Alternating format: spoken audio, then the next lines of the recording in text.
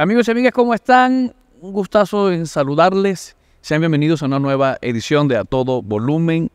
Y el día de hoy estamos agradecidos primeramente con Dios por una nueva oportunidad, pero también estamos agradecidos con los invitados que nos acompañan. Vamos a hablar un tema que va a ser muy educativo y formativo, como lo es la prevención del suicidio. Y me acompañan el día de hoy. Tengo el gusto de que nos está acompañando Stephanie Contreras, psicóloga Stephanie Contreras, y Richard Alvarado. Bienvenidos, ¿cómo están? Un saludo entonces aquí a la Cámara de Promar Televisión y Centro Occidente. Bien, primero que todo, un privilegio que nos inviten a mi colega Richard y a mí, que junto con otra colega llamada Mónica estamos impulsando una serie de talleres de prevención del suicidio, dado que esto es algo que está afectando a nuestra sociedad y estamos viéndolo palpable en el estado Lara. Comentaba contigo antes de que empezáramos que he atendido recientemente varios casos de intentos suicidas que no solo han sido llegar al consultorio y hablar de esa idea, sino que han sido de tener que detenerlos porque ya han estado dirigiéndose a un lugar que aquí en Barquisimeto es muy famoso para cometer esos actos y que recientemente incluso hemos visto videos de personas que, gracias a Dios, han sido detenidas antes de lograrlo. ¿Qué lleva a una persona a querer atentar contra su vida? ¿Cuáles son los factores que más, que más influyen para que una persona piense en quitarse la vida? Bueno, damos las gracias primeramente por la oportunidad que nos da de estar en este prestigioso programa y esperamos que todo lo que vamos a hablar y vamos a dialogar acá sea educativo para toda la población. Me preguntaba acerca de aquellas cosas que hacen que una persona vaya e intente quitarse la vida. Existen muchos factores, uno de ellos, ¿verdad? La falta de herramientas para afrontar los conflictos, los problemas. Es una de aquellas cosas que lleva a una persona a intentarse quitar la vida. Otro de ellos, muy importante, es la depresión. Dice la literatura que más del 86% de las personas que llevan al intento suicida tienen una depresión de base. Esa tristeza mantenida en el tiempo es una de las cosas más fundamentales que puede llevar a una persona, a un paciente, a intentar suicidarse. Problemas de abuso sexual en la infancia es otro de los factores de riesgo. La soledad, sobre todo en las personas mayores de 80 años. La literatura nos orienta de que una persona que entra en una jubilación ya de etapas terminales de la vida puede tomar la decisión de suicidarse porque entra en esa tristeza de que ya no está activo como lo hacía constantemente y está actualmente en un periodo de descanso que muchos no lo toman así, no lo saben sobrellevar bien. Y esto los lleva también a un intento suicidio. ¿Cómo se sabe cuando una persona quiere atentar contra su vida? Es decir, ¿la familia puede identificar eso o sus amistades? Sí, hay varias señales de alarma que podemos tomar en cuenta. Una es la verbalización. Muchas veces pensamos que si una persona dice que se quiere morir es porque está buscando llamar la atención y no, eso es una señal de alarma. Hay personas que están viviendo un dolor emocional tan profundo que lo verbalizan. Quiero acabar con mi vida porque quiero apagar este dolor. Otra cosa tiene que ver con el aislamiento. Personas que empiezan a dormir demasiado, dormir muy poco, ambos extremos. Cambios en el humor, cambios en la rutina. El verlos más apagados anímicamente. El ver que empiezan a despedirse, que empiezan a regalar las cosas. Una persona que es muy activa en redes sociales y de repente se desconecta. Todas estas son señales que nos están diciendo hay algo ahí emocionalmente que se está haciendo como un caldo de cultivo que puede llevar a esta persona a suicidarse. Y como decía mi colega, hay muchos factores. Hay factores personales, hay factores familiares, laborales, sociales, que pueden llevar a una persona a cometer esto. Entonces tenemos que estar pendientes cuando hay esos cambios drásticos en la rutina de una persona. Es entonces que debemos empezar a ver si estas son nuestras señales de alarma. Quizás una persona no va a decir, o pudiera no decir, me quiero morir o me quiero matar, pero si pudiera decir, me gustaría desaparecer, me gustaría tomar un viaje muy largo y no volver, me gustaría dormir y no despertar, que son todas metáforas de quisiera morir o quisiera escapar de mi realidad, de mi situación. ¿Quiénes están, o cuáles son las personas que están más en riesgo para eso? ¿Son los adultos mayores o también los jóvenes? ¿Cómo se maneja eso estadísticamente, ¿no? ¿Quiénes están más propensos como que a querer atentar contra su vida?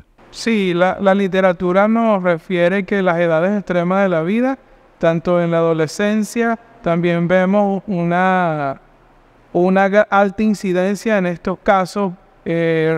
Recuerdo que he atendido a adolescentes que han intentado quitarse la vida y muchos de ellos, una de las causas fundamentales de ello es me dejó mi novio, me dejó mi novia.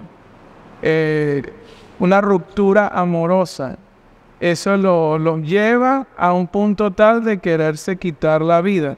Que ellos hacen en su mente de que esa va a ser la persona que les va a acompañar durante toda la vida a ellos. Y realmente existe una estructura que está muy ligada a lo que es la razón y a las decisiones, que se llama la corteza prefrontal, que está determinado que un adolescente no tiene una corteza prefrontal adecuada para tomar decisiones hasta los 25 años. Y esto lleva a las personas a tomar malas decisiones. Y todo esto está englobado a el intento suicida. Sí, y la Organización Mundial de la Salud establece que hay dos grupos que son los más vulnerables. En los adolescentes es la cuarta razón de muerte a nivel mundial, entre 15 y 19 años. Y las personas, adultos mayores de 80 años. Entonces, ¿qué pasa? En la adolescencia es una etapa donde se viven las emociones con mucha intensidad. Y como decía Richard, la corteza prefrontal no se ha terminado de desarrollar, entonces no hay como una medición de las consecuencias de mis decisiones. Entonces, en esas emociones tan extremas que se están viviendo, a veces pueden llegar al acto suicida.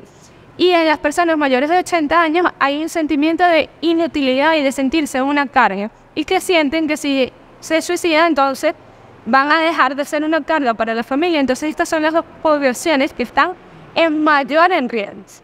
Aunado a eso, se ha conseguido que los hombres ejecutan mayor o logran mayor el suicidio que las mujeres.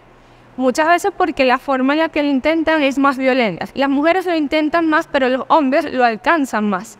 Entonces tenemos entonces esa diferencia de edad, esa diferencia de sexo. También se ha conseguido que las personas que están solas suelen intentarlo y ejecutarlo más. Una persona que ha pasado por un divorcio o que ha llegado a una larga edad y no tiene, no necesariamente una pareja, pero sí un círculo familiar, familiar y de apoyo, con quien pueda sentir esa contención emocional. Y también se ha conseguido que las personas que practican una fe suelen ser menos tendientes a los intentos y al suicidio que las personas que no practican una fe, porque la fe trae esperanza. Y las personas que suelen suicidarse suelen ser personas que no tienen esperanza, piensan que no pueden salir de esa situación y por ende consideran que esta es la salida. O sea, quiere decir que el elemento de la fe, en este caso la espiritualidad desarrollada en Dios, puede ayudar a una persona a salir de un estado depresivo, de un estado donde ha querido atentar contra su vida. La fe ayuda, entonces. Así es, porque científicamente está comprobado de que el ser humano somos tres en uno: cuerpo, alma y espíritu. Y eso está comprobado científicamente, que necesitamos nutrir a estos tres personajes en nosotros. Y si tú no nutres el alma, no nutres el espíritu, solamente te estás preocupando por tu cuerpo, por mantenerte fuerte, gordito, por alimentarte, pero es necesario también darle de comer al alma y al espíritu para mantener la salud. La Organización Mundial de la Salud dice que el concepto de salud para una persona es el completo estado de bienestar físico, mental, espiritual de una persona. O sea que no todos tenemos salud.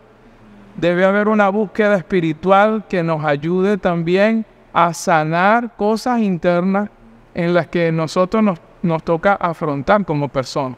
Ahora, creo que también es importante aclarar que no solo con la fe se puede salir de un estado depresivo, se necesita todo. Porque incluso hablando de la fe, pudiéramos mencionar a un hombre de la Biblia, Elías. Un profeta que para quienes han leído la Biblia, hizo caer, o sea, quemó, hizo que cayera fuego y consumiera lo que estaba totalmente mojado. Y ante una situación le dijo a Dios, yo me quiero morir, me quiero matar. Y entonces decimos, ya va, pero si este hombre de Dios cayó en esto, quiere decir que hay momentos en los que la fe por sí sola no nos saca de allí. Es algo integral, como decía Richard, cuerpo, alma y espíritu. ¿Y qué hizo Dios con Elías? Le dijo, duerme, come, descansa y luego sigue. Eso quiere decir un cuidado de nuestro cuerpo, un cuidado de nuestra mente. Entonces es algo de engranaje, de lo que dice la misma Organización Mundial de la Salud, del bienestar. No solo enfocarnos en la fe, sino el cuidado de todas las áreas de nuestra vida. Es imaginar que nuestra vida es como una mesa. O sea, tenemos el cuerpo, tenemos la mente, las emociones, tenemos el espíritu. Tenemos que cuidar todas esas áreas para entonces cuidar nuestra salud mental y nuestra salud emocional. Es decir, un cuidado integral. Espíritu, alma y cuerpo. Ahora bien, de hecho, esta entrevista sale porque yo me enteré que ustedes están dando algunas conferencias y talleres con respecto a los primeros auxilios en casos de suicidio. ¿Cómo se atiende una persona? O sea, que, por ejemplo, un familiar se entera de que alguien en casa quiere atentar contra su vida. ¿Cómo puede hacer la familia para apoyarle aquí y ayudarlo a sacar? Obviamente, si estamos hablando de primeros auxilios, a veces no hay chance de buscar una ayuda profesional. ¿Qué se puede hacer? En este caso, ¿qué herramientas ustedes brindan para comenzar a salir y comenzar una etapa de restauración en una vida que quiere atentar contra sí mismo? Bueno, principalmente es importante la ayuda del acompañamiento del apoyo familiar como tal, porque como dijimos que la soledad es uno de los factores predisponentes del intento suicida. De hecho, el ser humano no se hizo para estar solo y es algo que tenemos que entender, que necesitamos estar acompañados para hablar. La psicología en la literatura nos habla de que una mujer tiene 30.000 palabras diarias para gastar y nosotros los hombres tenemos 13.000 palabras diarias para gastar. Si tú no compartes con alguien, no te comunicas con nadie, no tienes amigos, la ausencia de los amigos tiene mucho que ver, mucha incidencia en esto. Entonces necesitamos comunicar lo que sentimos. Si tú estás pasando por un problema, por una circunstancia difícil, hay que hablar, porque si te quedas callado, no vamos a lograr solucionar esa problemática. Lo primero es hablar y saber a quién le voy a contar mis problemas. No puede ser a cualquier persona, tiene que ser una persona, ¿verdad?, que tenga conocimiento, que esté dispuesto a ayudarnos y puede buscar a personas que estén preparadas para recibir esa ayuda. Y la familia tiene que unirse, tiene que haber un apoyo familiar. Si hay una familia que está dividida, que está llena de conflictos, definitivamente no ayudará a levantar a la persona que esté en el intento suicidio. Y creo que si yo sospecho que algún familiar, algún amigo está pensando en el suicidio, lo primero es preguntar directamente. Tenemos mucho miedo de, si yo le pregunto a mi familiar, a mi amigo, a mi hijo, si está pensando en suicidarse, le voy a meter la idea en la cabeza. No. O sea, preguntar directamente le va a dar a esta persona la puerta para ver. Hablar. Exacto. Y yo siempre le pongo este ejemplo a mis pacientes, que es como imaginar una olla de presión. Si la válvula de la olla de presión se tapa, estalla. Pero si tú la liberas o ella está funcionando correctamente, libera la presión, no resuelve lo que está adentro, no se termina de cocinar lo que está adentro, pero ayuda a que eso se dé. De la misma forma pasa con una persona que está pensando en suicidarse. Cuando esa persona lo hace, ese pensamiento pierde poder porque está empezando a drenar todas las cargas y toda la angustia que tiene adentro. Entonces lo primero es preguntar directamente. Lo segundo es escuchar. Escuchar sin juzgar. O sea, esa persona puede incluso decir cosas que están alteradas por la realidad en sus emociones. Entonces, no tomarme personal lo que esa persona me esté diciendo en ese momento, porque puede decir, es que tú nunca me escuchas, es que tú siempre, o sea, empezar a decir cosas que me duelen, pero yo tengo que entender que esa persona en ese momento está en un estado de malestar emocional, que muchas de esas cosas que las está diciendo de verlo distorsionado. Entonces, yo tengo que estar preparado para escuchar cosas que me pueden doler, pero yo necesito que esa persona lo drene.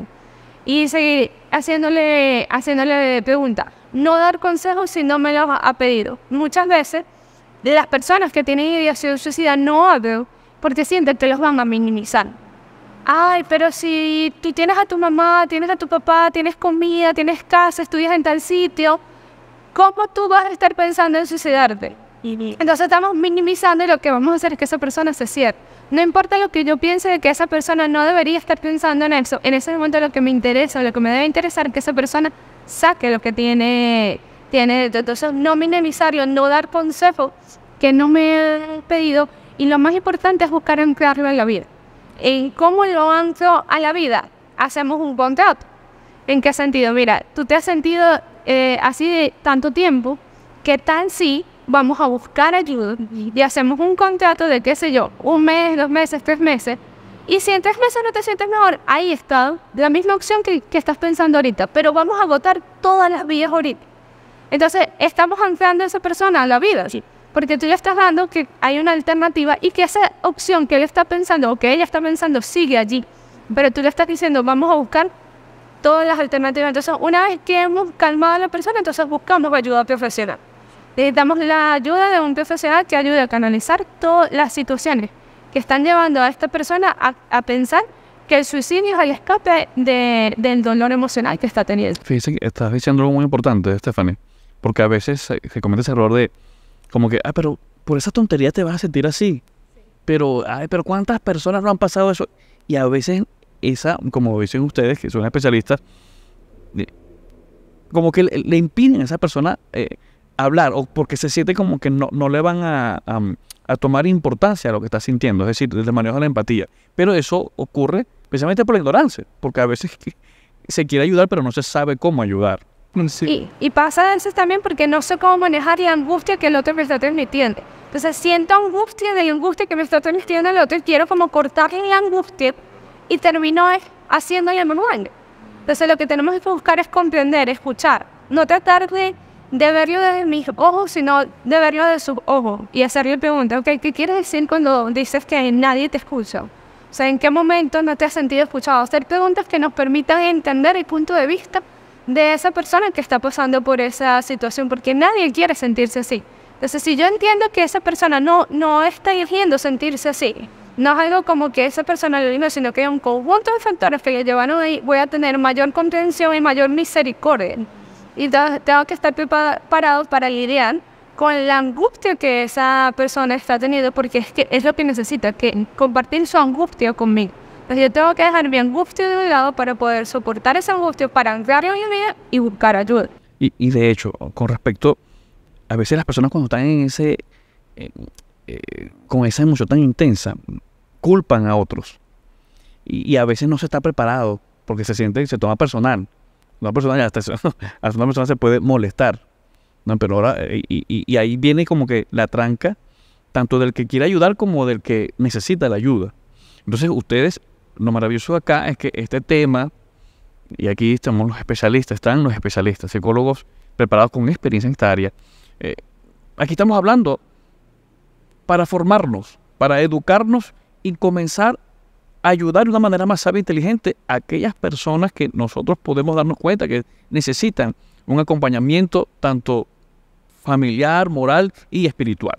Ahora bien, A nivel de estadísticas, ¿cómo está Venezuela con respecto al tema del suicidio?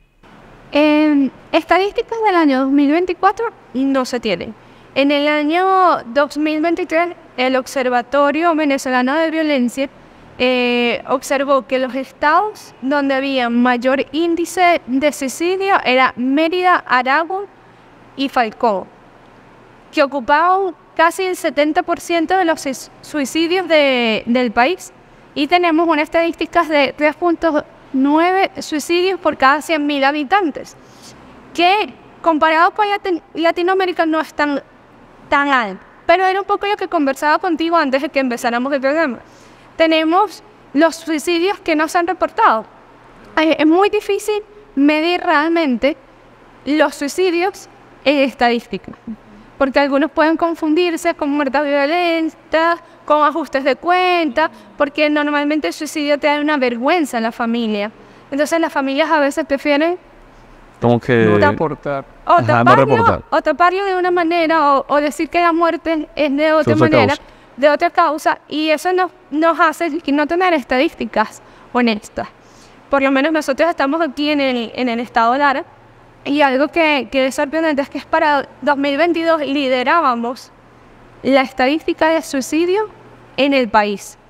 Y yo creo, por lo que se ha estado viendo en los últimos meses, que en 2024 no nos estamos quedando muy atrás. Entonces, a nivel de estadística tenemos el problema de que no hay estadísticas tan certeras, y lo dice el mismo Observatorio de Violencia Venezolana, que las estadísticas no son tan reales, son lo que ellos han podido recoger. Y lo segundo es que en esta estadística no se miden los intentos suicidas, porque por cada suicidio tenemos alrededor entre 5 y 10 intentos suicidas. Wow.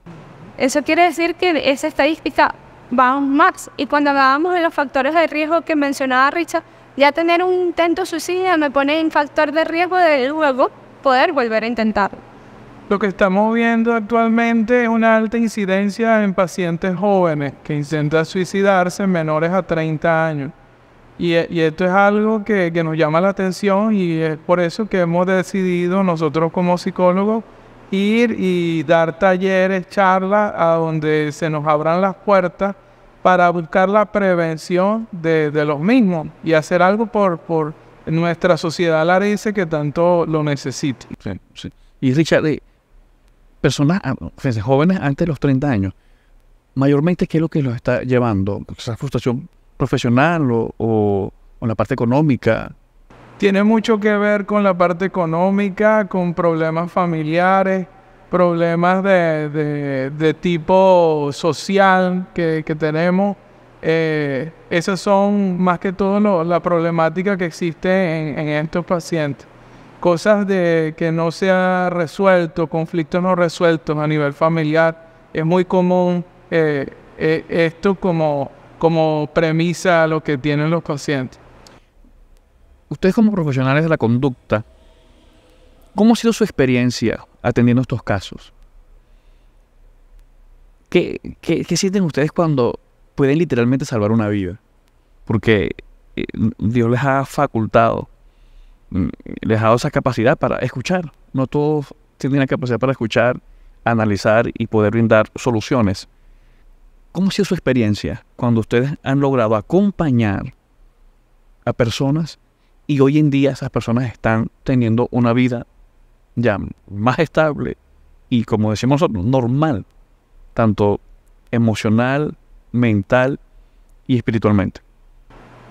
Bueno, en mi caso me he sentido de que eso fue el propósito por el cual me he formado, y la idea de nuestra siempre es ir a ser beneficiosos con la sociedad y con los pacientes que nos toca atender, dejar una marca positiva en ellos y ayudarlos en todos los sentidos, porque si no tuviéramos ese propósito, realmente no tuviéramos esta base que tenemos. Es importante sacar a todos los pacientes que podamos en la prevención hacia el intento de suicidio. Sí.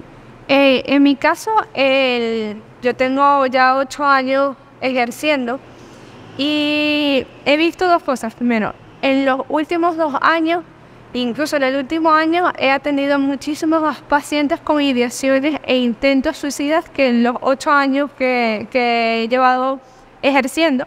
Y algo que me ha ayudado a mí mucho es la fe. ¿En qué sentido? Yo y todos los psicólogos entendemos que hay una parte que no depende de nosotros. Nosotros damos nuestro mayor esfuerzo en ese acompañamiento, en dar esas herramientas para sacar a la persona de la crisis, al grupo familiar, si se cuenta con un grupo familiar, pero ya hay una parte que es de una decisión de ese paciente. Entonces, yo doy muchas gracias a Dios porque hasta ahora, en los pacientes que he podido atender con crisis suicida, han logrado salir, algunos recaen. O sea, nosotros pensamos que quizás la crisis suicida es la persona está en la crisis, salió y nunca más volvió. Pero hay personas que tienen ciclos, y que uno debe irlos acompañando y uno debe ir mostrándole comprensión, uno debe ir brindándole herramientas y tener paciencia. Y es importante saberlo porque esto puede pasar en nuestros hogares, puede pasar en nuestras iglesias y pensamos que es que hasta cuándo esta persona. No, hay ciclos y hay procesos para las personas. Entonces han sido bastante satisfactorios cuando he visto que esa persona ha podido conseguir las herramientas y en ese acompañamiento ha podido salir de esa crisis, y también me he sentido afortunada cuando en momentos que han estado ya decididos a hacerlo, he podido contestar esa llamada, porque somos humanos. Yo estoy disponible 24/7, pero he dado gracias a Dios cuando he podido contestar esa llamada y he podido ayudar a esos pacientes a calmarse cuando están decididos a hacerlo, pero luego de que han podido entrenar, se han dado cuenta de, no, esta no es la salida a mi situación, todavía me queda tiempo del contrato, todavía me queda herramientas por intentar, situaciones por enfrentar para salir de esta crisis emocional. ¿Cómo se puede desarrollar una fe robusta que nos permita cuidarnos, tanto física, emocional y espiritualmente? ¿Cómo podemos desarrollarla? Y aquí para hablar preventivamente a la audiencia. Porque, ojo, la gente de fe, hablábamos hace poco, que la gente de fe también puede pasar por un periodo de proceso. Gente espiritual, gente de Dios, por así decirlo. Pero, ¿cómo hacer quizás para evitar que una tristeza prolongada pueda llevar a una persona, inclusive de fe, a atentar contra su vida? ¿Cómo podemos, desde la fe, tener un cuidado integral en nuestro ser?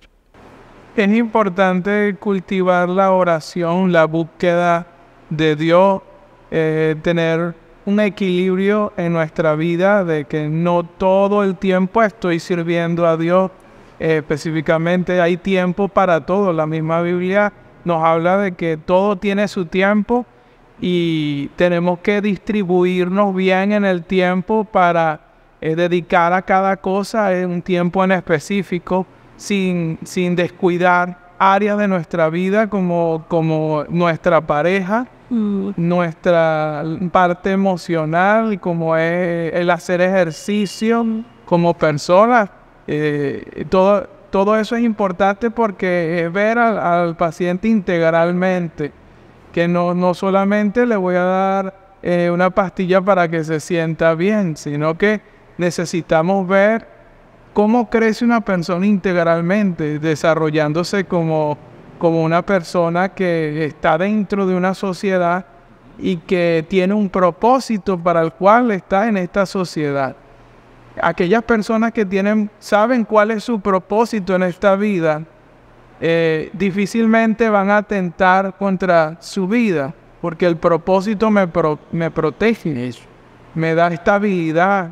Una persona que no tiene meta va a intentar acabar con su vida si llega algún conflicto, algún problema. Y ahí es donde está una diferencia grave. Es muy importante lo que dice Richard, el propósito en la vida.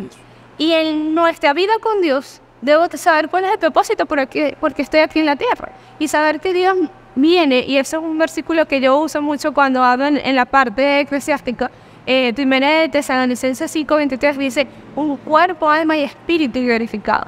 Entonces, se trata de tener una comunión y una relación con Dios, pero cuidar también mi cuerpo y cuidar también mi alma, que es mi mente, mis emociones y mi voluntad. Entonces, aparte de tener una fe robusta, de tener una fe que nos prevenga de un intento suicida, tiene que ver con el hecho de cuidar todas estas áreas de acuerdo a lo que Dios me dice, porque Dios no nos da nada en ese plan de cómo cuidar cada una de estas áreas y tomar también tiempos para descansar, tiempos de conexión con Dios, porque muchas veces los cristianos nos enfocamos tanto en servir a Dios que nos olvidamos del Dios que servimos. Entonces es a veces detenernos y analizarlo. Ok, estoy conectada con Dios, estoy cuidando cada una de estas áreas, estoy cuidando mi relación con otros, o estoy tan enfocada, tan ahogada de trabajo en todo, en mi trabajo secundario, en mi trabajo eclesiástico, que me estoy desgastando. Me gusta este tema aquí. Todo el tema está interesante, pero estos consejos que nos están dando de cómo podemos cuidarnos integralmente desde la espiritualidad, desarrollando nuestra fe.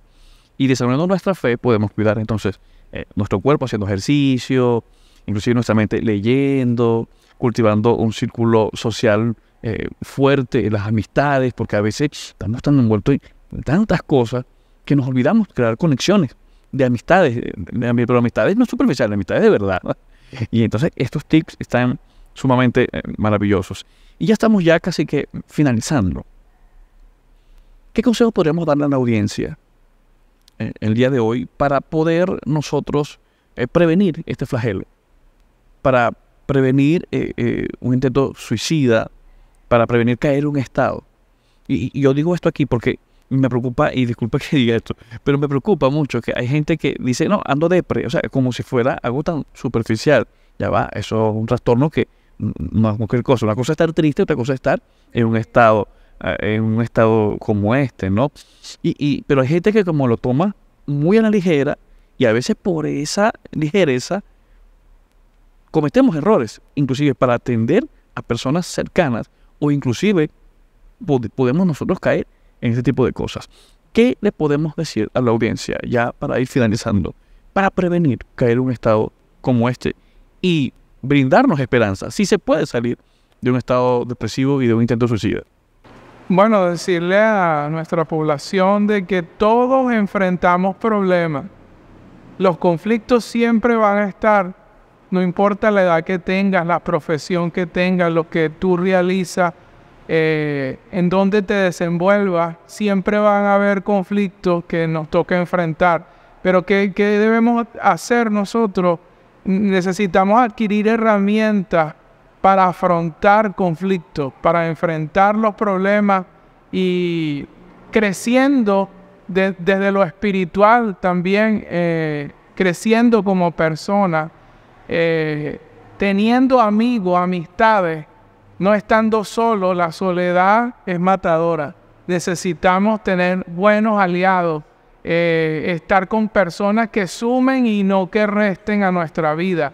Las personas con las que tú estás te van a influir de una manera u otra. Necesitamos aliarnos con buenas personas. Y el primer aliado que tú tienes en tu vida se llama Dios. Dios es el primer aliado que debemos de buscar para enfrentar un problema. Tenemos gente valiosa también, porque una de las cosas que llega a pensar una persona con ideación suicida es que no es importante para esta sociedad, no es importante para su familia. Y esos son pensamientos negativos que debemos de combatir, porque sí eres importante y tú no eres una casualidad. Tú eres una persona valiosa y tú puedes salir de esa depresión, puedes salir y solucionar los problemas a tiempo. Así que cuídense mucho y salgan adelante. Creo que lo que anexaría a lo que dijo mi colega Richard es saber qué es lo que hemos estado hablando. Si yo cuido mi mente, cuido mi cuerpo, cuido mi espíritu, va a ser más fácil prevenir estas ideaciones suicidas. También saber que una persona que tiene ya un trastorno mental, como lo que es la depresión, saber que no va a ser tan fácil salir, sobre todo si es una depresión crónica, quizás estas emociones, estos pensamientos nos van a acompañar continuamente. Y es entonces también, aparte del cuidado, tener compasión y misericordia hacia uno mismo sin caer en la condescendencia. Y lo otro que también quería conversar o decirles es que si alguno de ustedes está teniendo pensamientos o ideación suicida, no tema pedir ayuda. hay muchas formas, pueden acudir a una iglesia o incluso si quieren un profesional de psicología, el Colegio de Psicólogos del Estado de Lara tiene una unidad de primeros auxilios psicológicos totalmente gratuita online. Entonces hay maneras, hay formas y hay recursos, aun cuando en esos momentos nos sentimos totalmente solos. Tratemos de buscar y tratemos de agotar todas las vías antes de tomar esa decisión. Algunos, sus redes sociales, y la gente quiere contactarlos, ubicarlos, ¿dónde los pueden ver? ¿Dónde se les puede llamar? A ver, den sus contactos allí para que la audiencia... Bueno, mi contacto telefónico 0424-540-3517.